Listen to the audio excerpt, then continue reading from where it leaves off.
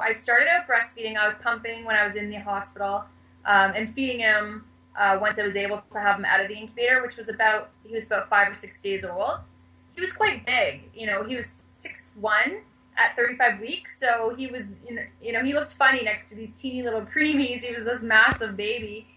And breastfeeding was going really well at first. And then when he started to get sick with the stomach issue, I think the stress of him being so unwell and me just pumping constantly, I totally dried up. And then I went on medication to try and bring it back. And then I was having to pump every 2 hours. And I wasn't sleeping, and it was just awful. And finally my husband was like, listen, I was a formula baby. I'm 6'2", 250. Like, I'm a smart guy. I'm turned out okay.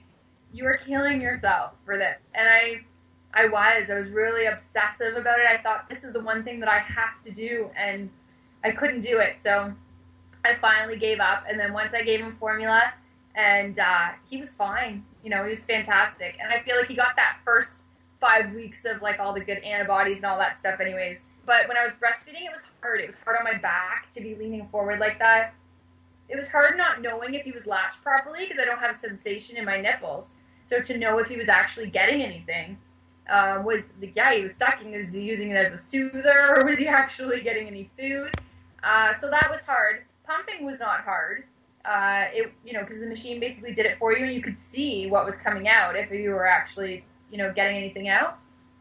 But the breastfeeding part was definitely a challenge. I would have loved for it to have worked out, but it doesn't work for everybody.